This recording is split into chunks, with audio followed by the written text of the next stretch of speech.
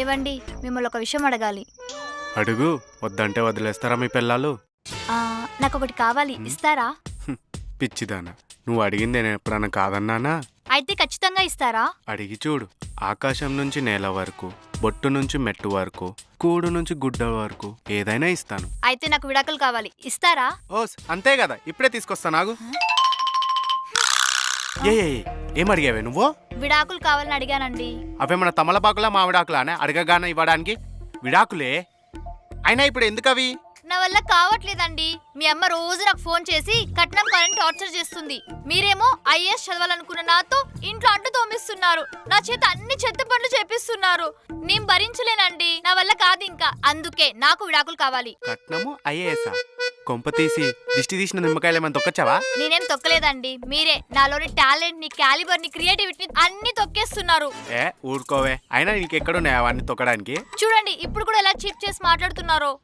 ఏదో నా పిల్లమే కదా అని చనువుతో ఒక మాట అన్నాను, దానికి విడాకులు అడిగేస్తారా? చనువుతో అనలేదు, చులకన చేసి మాట్లాడుతున్నారు. అందుకే నాకు విడాకులు కావాలి. ఆయన నాకు రెస్ట్ లేని చోట, రెస్పెక్ట్ లేని చోట నేను ఉండలేనండి. నాకు విడాకులు కావాల్సిందే. అది కాదే. ఇదేంటి షాపింగ్ లో డిస్కౌంట్ అడిగినంత ఈజీగా డివోర్స్ అడుగుతుంది? పోనీ అడగగానే ఇద్దామా అంటే అమ్మో క్యాప్ వచ్చేస్తుంది. ఏవండి, ఇస్తున్నారా లేదా?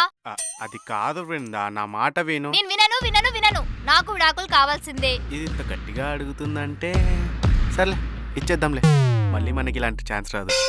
ఓకే.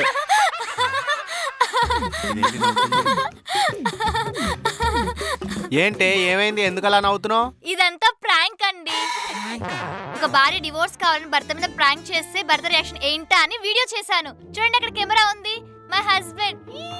అమ్మో ఇది ప్రాంకా? నిజమేమో అనుకుని డివోర్స్ చేయడానికి రెడీ అయిపోయాను. చెప్పుంటే చీపురు కట్ట తిరిగేసి కొట్టేది. అమ్మో ఎలా అలా ఎస్కేప్ అయిపోయాను. ఏంటి బృందా, ఇలాంటి కాంప్లికేటెడ్ విషయాన్ని కూడా నువ్వు ప్రాంక్ అంటే ఎలా చెప్పు? అయినా ఇంత సడన్ గా ప్రాంక్ ఏంటి?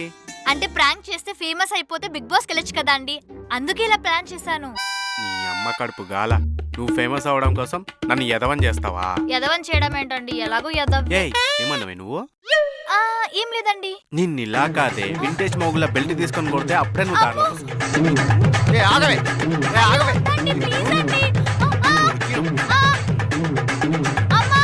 నువ్వు అమ్మ అని అరవగానే మీ అమ్మ ఊరుకుంటా అనుకున్నావు, అంత సీన్ లేదు. అమ్మా వద్దండి. ఏంటల్లుడు ఇది? ఇదా గరిట? ఏం చేస్తున్నావు? దీంతో ఏం చేస్తారు, వంట చేస్తున్నారు. నేను అడిగేది అది కాదు, బృందాన్ని ఏం చేస్తున్నావని. చేసే ఛాన్సెస్ ఏదైనా శుభవార్త చెప్పేవానుగా. నేను కాబట్టి గరిటే యూజ్ చేస్తున్నాను. ఇది చేసే పని మీకు చెప్తే దీన్ని ఒంగోబెట్టి బండకేసి బాస్తారు. ఏం చేసింది? ఇదా బిగ్ బాస్ వెళ్ళడానికి మొగుడుతో విడాకులని ప్రాంక్ వీడియోలు చేస్తుంది అత్తయ్య. అసలు ఎవరిచ్చారు ఈ ఐడియా? ఇంకెవరండి, మా అమ్మే. చిచిచి, నేనెందుకు ఇస్తా అల్లుడు గారు ఇలాంటి దిక్కుమాలిన ఐడియాస్? ఐ నో మై అత్తయ్య ఇస్ వెరీ గుడ్. నేను జస్ట్ కాఫీలో విషం కలిపి ఇమ్మన్నా.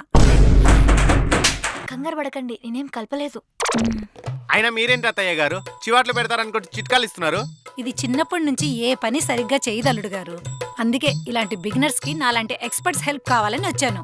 అంటే ఈ బిగ్ బాస్ ఐడియా దీంది కాదా మీదా? ఏదో చిన్నపిల్ల అల్లుడు గారు బిగ్ బాస్ కి వెళ్దామని ముచ్చట పడుతుంది, సపోర్ట్ చేద్దామని. చూసారా మా అమ్మ ఐడియా ఎలా ఉందో? అది ప్రేమ అంటే, అది ఆప్యాయత అంటే, అది అభిమానం అంటే. అయితే బ్యాగ్ సర్దుకొని మీ పుట్టింటికి వెళ్ళు. వద్దులేండి, నాకు ఇక్కడే కంఫర్ట్ గా ఉంది. మా అమ్మ వచ్చేసింది కదా, ఇంకా కంఫర్ట్ గా ఉంటుంది. రా అమ్మ, మనం బిగ్ బాస్ చూసుకుందాం. పదవే, మన సీజన్ స్టార్ట్ అయ్యేలోపు హౌస్ లోకి వెళ్ళిపోవాలి.